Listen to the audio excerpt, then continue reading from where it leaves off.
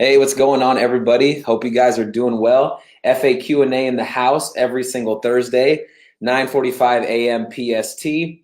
Just want to double check to make sure that I am broadcasting to the Facebook community. Give me 2 seconds here. All right, we're up. We're ready to go.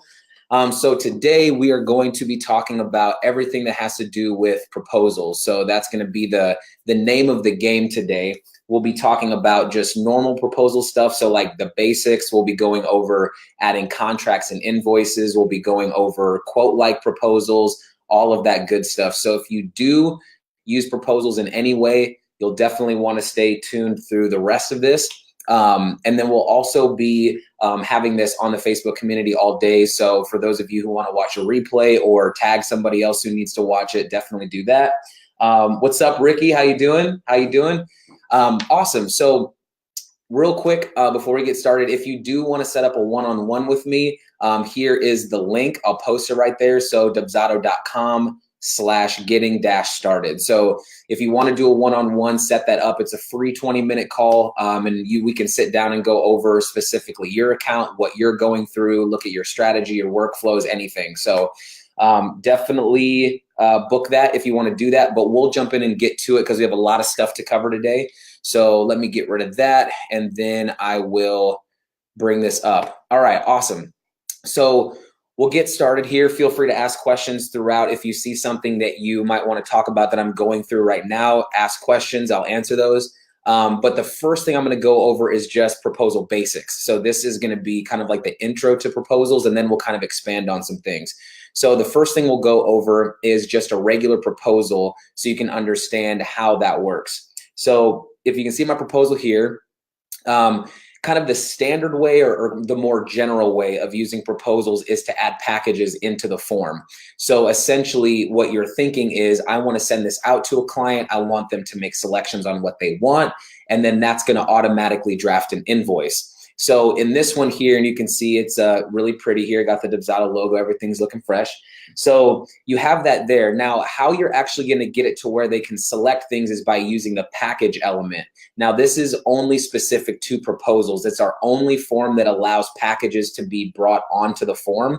So in the bottom here, in the bottom left-hand corner of the elements, you see the package element. So that's what you're going to drag over onto this form so you can put your packages in there. So if you are wondering where you can get your packages or make your packages, that's going to be in the templates and then the packages section. So a lot of people have questions about what does packages mean. So packages are going to be anything that has a price point to it.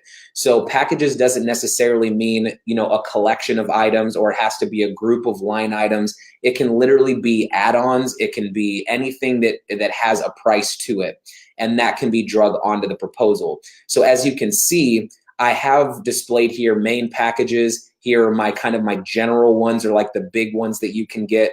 And then I also have add-ons down here.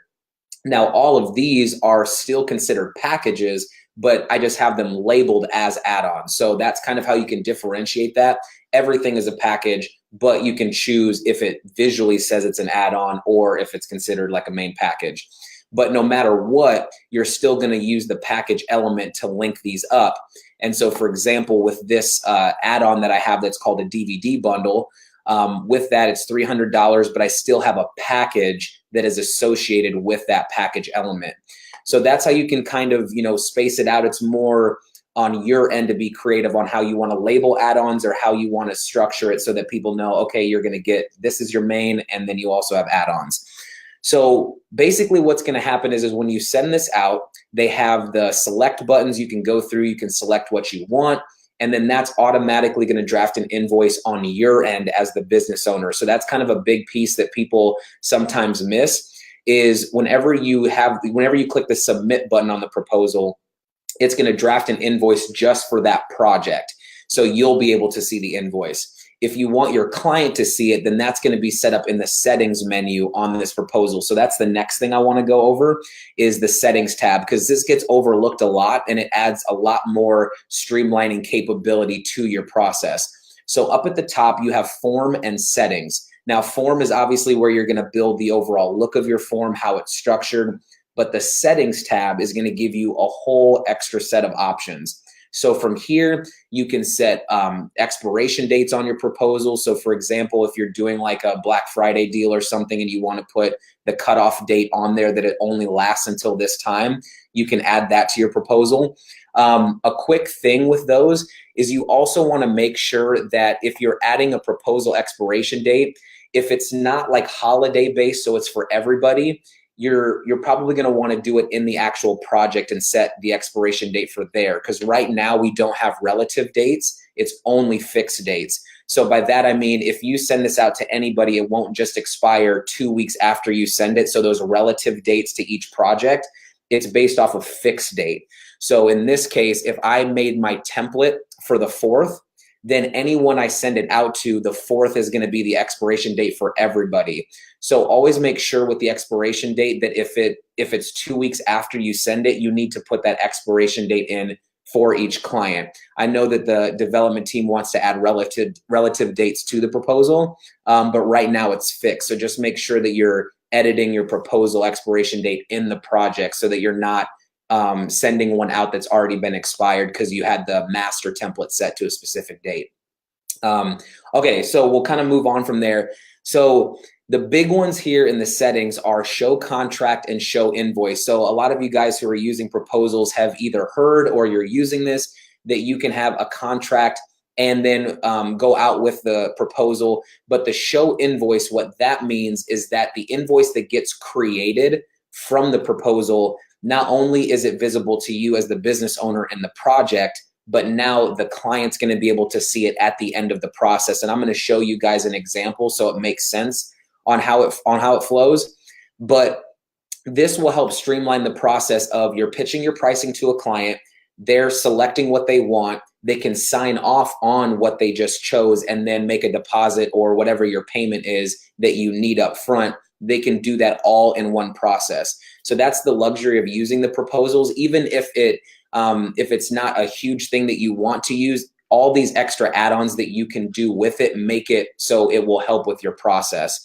So definitely take that into consideration if that's how your process works, is you want to pitch your pricing, you want them to sign and make a payment, then proposal contract invoice is definitely the way to go because it's all in one fluid motion. So that's how you'll link that up. So you'll click the show contract and then you can select from the contracts that you have. So in this case, I just have my normal Dubsado contract and then show invoice. It will show whatever they chose. Now, the next thing is going to be allow client to choose multiple packages. So this one also gets overlooked as well. We've had a lot of tickets where people say, hey, I sent this out to a client and I get an error message saying you can only choose one package. So this is where you're going to set that portion of it up. On here, when you click that checkbox, then on the form side of things, they can do the packages and the add-ons.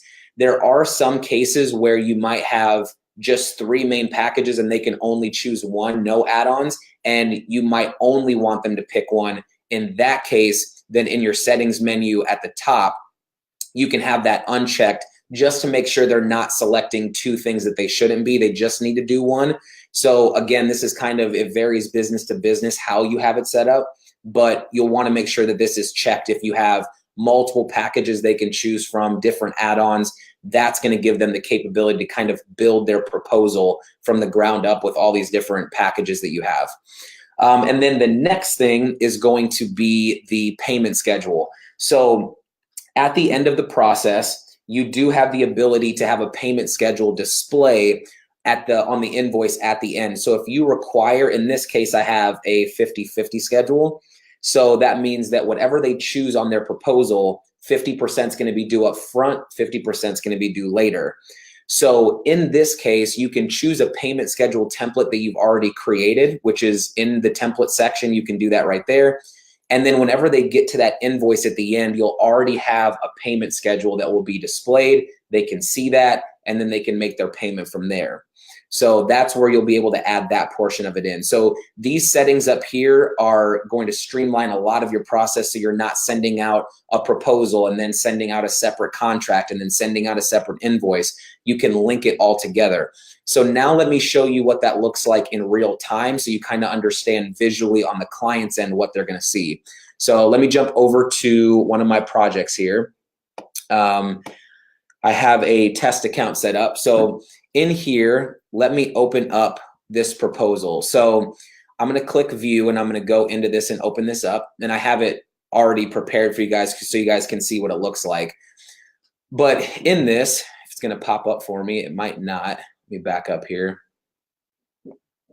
Let's see, it's going to open for me. Maybe not. Maybe we won't do it today. I'm just kidding. So maybe it's because I have these other ones in here. Let me remove these and we'll get this open. There we go. So in here, this is what it's going to look like to the client. So when it gets here, and you can see where it says business owner because I have it opened up as the business owner, but the process still is the same. So when they go through and they make their selections on the proposal, so you have, I'm going to say a diamond package, drone footage, and a DVD bundle. So let's say that that's what they choose. The next thing that's going to happen once they click the submit button at the bottom is it's going to take them immediately over to the contract portion. Now in here, this is where they can basically sign off on what it is that they chose. So if I scroll down here and I'll kind of show you this portion where it's actually showing the packages that they chose, I'll show you how to link that up right after I get done with this part.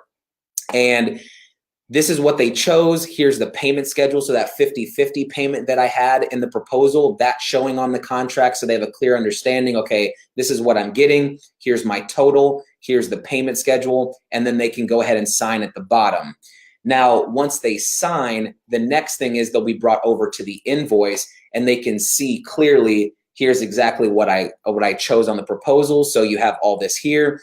The next thing is the payment schedule. So this is going to have their dates in there. I believe I have this based off the contract being signed, but since this is a demo, I didn't sign the contract, so it doesn't have a date in there.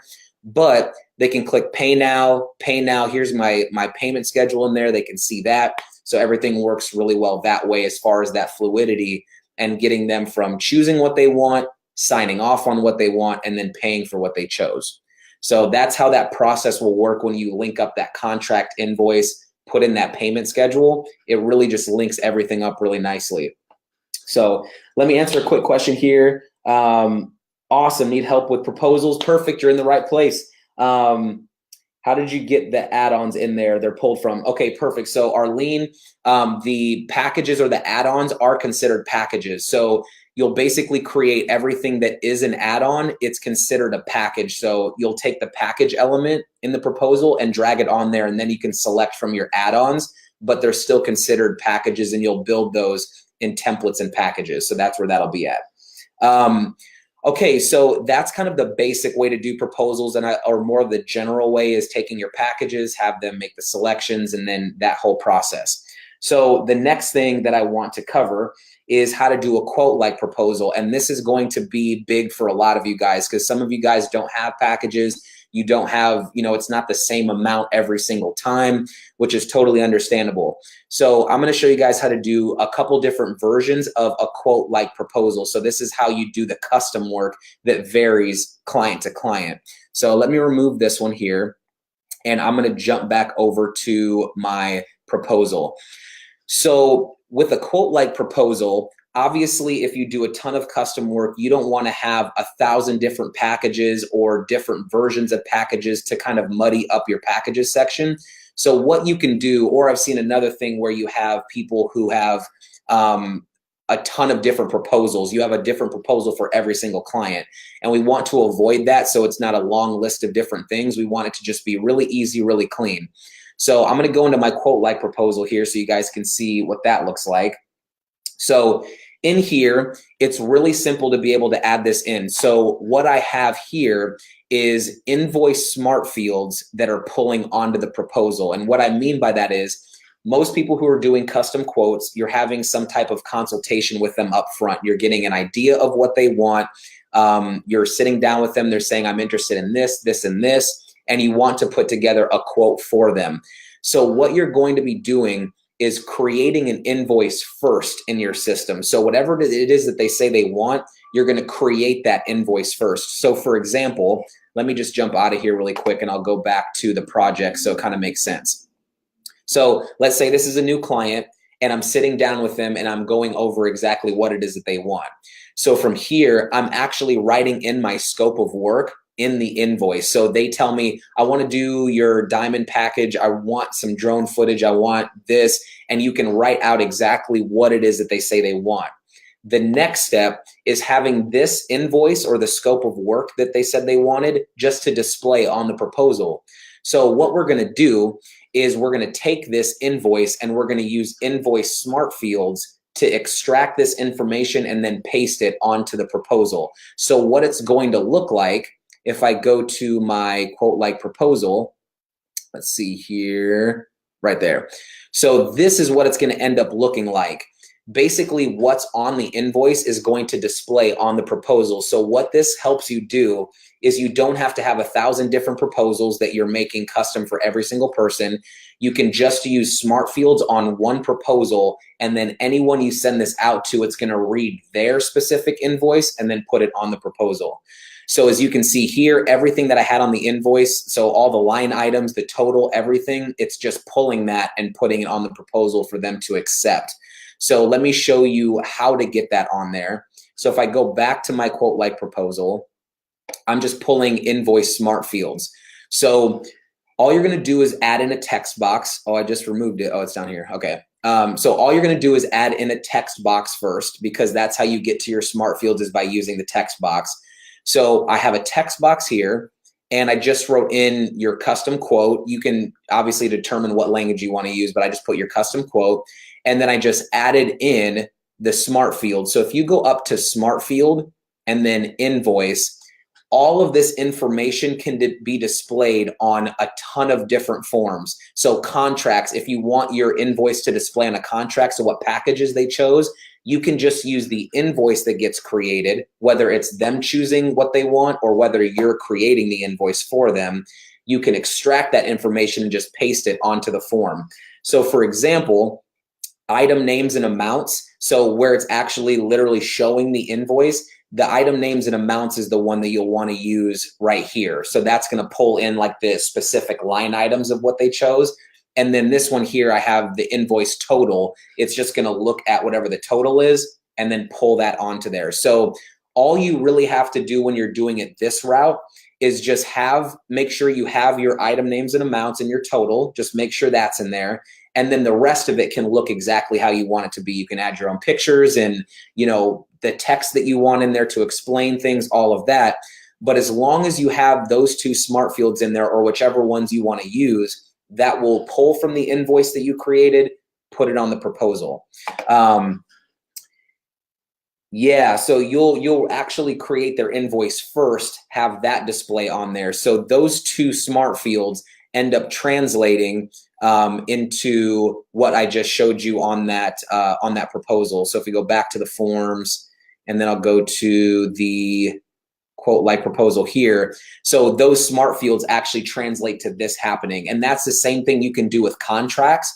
So let's say they're making their selections on the proposal and you want what they chose, because there's an invoice that gets created, to display on the contract. You just put your invoice smart fields on the contract, and that's what pulls in the payment schedule, what they chose, all of that good stuff.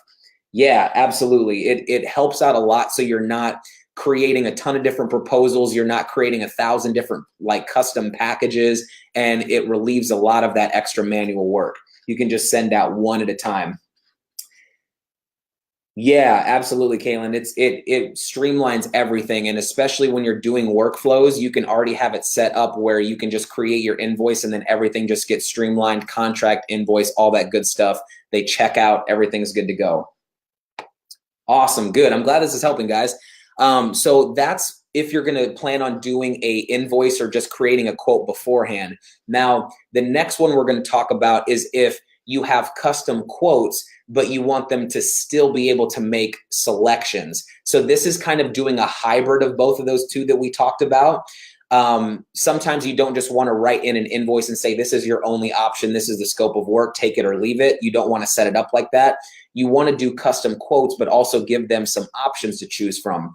So in this case, let me go to the forms, and then I call this a quote like package proposal. So it's kind of doing a quote, doing the package route, but kind of combining those two into one. So with this is how this one's going to go. So what you're going to do is you're basically going to create a shell of what you want to have your packages in there. So for example, in this one, this is going to be my custom option. I'm not going to assign a package to this proposal yet because I'm going to do this per client. So this is just an empty shell that I drug over into the packages. So this is just blank. So it can be filled by any package that I already have or one that I want to create. So however many options you want to give someone. So let's say that you are someone who does custom work, but you have sort of a custom smaller package and a custom bigger package, and they can kind of choose which one, but those packages will never be the same. What you can do here is just create basically a skeleton or a shell of what's going to go out to the client. So I'll show you how you can bring this into a project and then do your custom work of it. So remember here that we have just an empty shell of packages in here, however many options I'm going to give them. So if I jump over to a project, I'm going to add this proposal to the project. So if I go to forms and then go to my quote like package proposal, when I click add and add this to a project, anything that I do to this form, I'm doing within the project. So no longer am I editing my master template. That one is staying the same. It's just that skeleton, that shell. Now I have this proposal in here, and now I can go in and start making custom packages, different things for them to choose from, and it's not going to affect my master template. So if I go here now that I've added this to the project and click edit, I can come into this proposal and I can do whatever I want to it now. I have kind of my general skeleton of it, but now I can go in and add those extra details before I send it out to the client. So from here, if I click on this, I can either select from packages that I already have. So maybe I just decide, oh, I'm just going to use one that I already have. Or we have this create new package option, which basically means you can create a package on the fly. So now I'm in here making a brand new package that I've never had before that's specific for this client. So this is really opening up some capabilities for them to still make choices on custom packages, but it's not just a, here's what I'm going to do for you, accept it or not. That might work for your business, or you might need them to make selections. So in this case, you can come in and basically make a package that you've never had before, and it's going to be specific for this client. So if you have this set up, another cool feature that we added into here is the ability to either apply it to the project. So this is just going to apply it to the proposal, and you'll never see the package again. You also have the save and apply option. This gives you even more of an opportunity that if you create a custom package for someone and you might say, I kind of like that, I want to save that just in case I use it in the future, that might work for your business.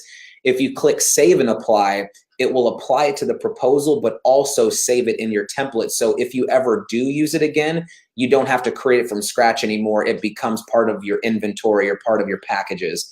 So that kind of gives you some flexibility that if you ever do have something you like, you can save it, or you could just apply because you know you're never going to need it again. You don't want to save it. You just want it for this proposal. So now I can go in just last second, right before I send it out, and I can add in whatever custom packages I want them to have and then send that out, and it's not affecting my master template. Again, this helps so you don't have 1,001 packages, or you don't have a ton of different templates per client. You can have one template and then you're good to go. You just make the last little minute changes and then send it out.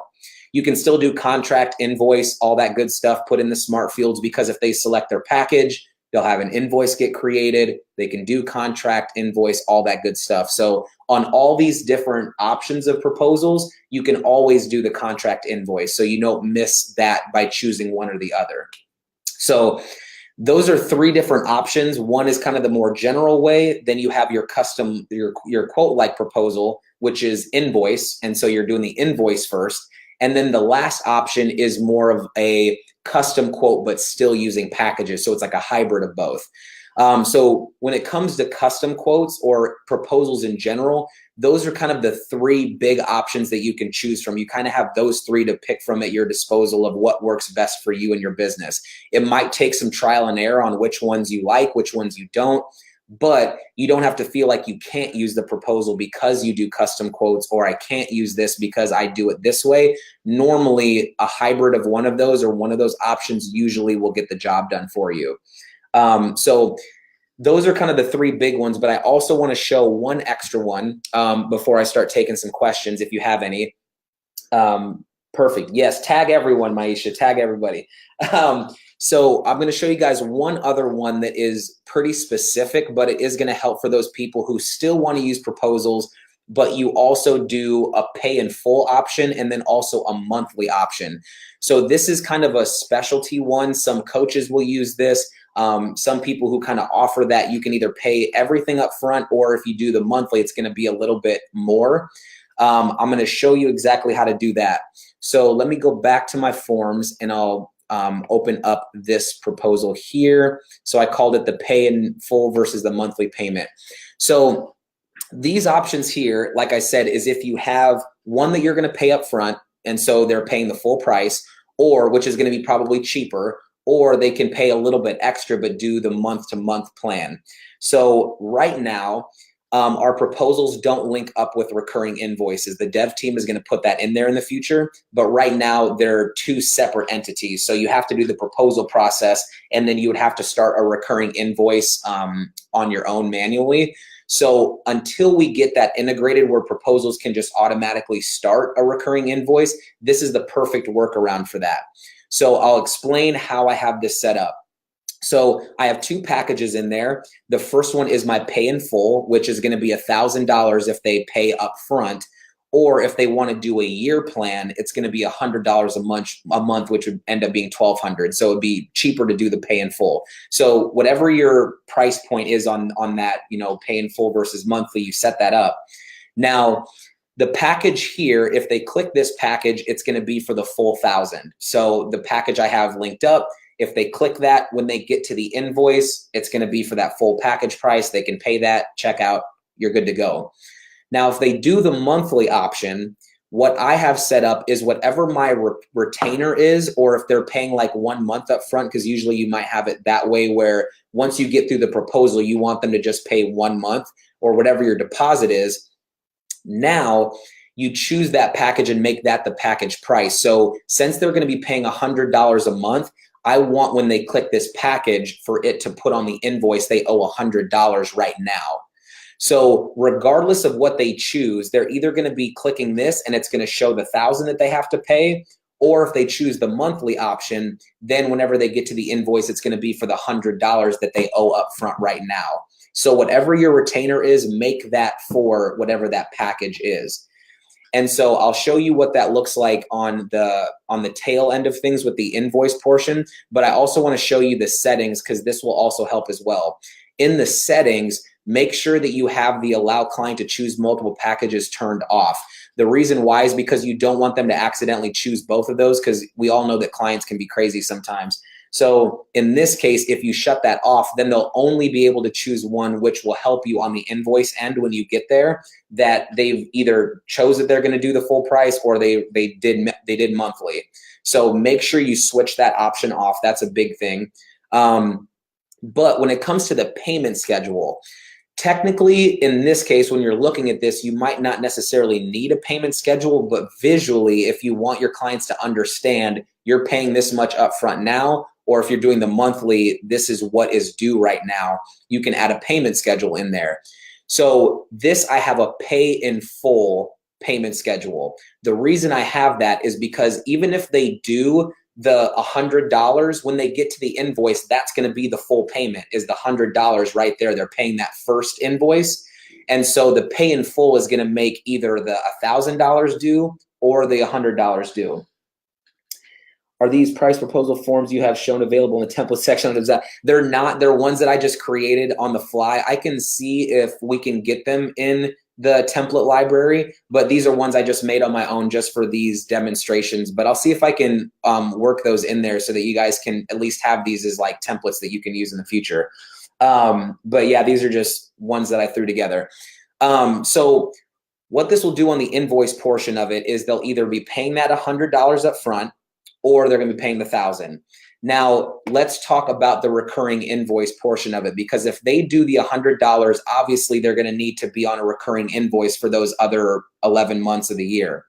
So So it's one payment schedule. Yep, just one payment schedule, and it's going to be a pay in full. So 100% is due immediately. So that way they're either paying the full, obviously like the 1,000, or if they choose the monthly, it's just going to show that they need to pay the full $100 right now, and then you'll be sending them month to month the rest, like $100 each month.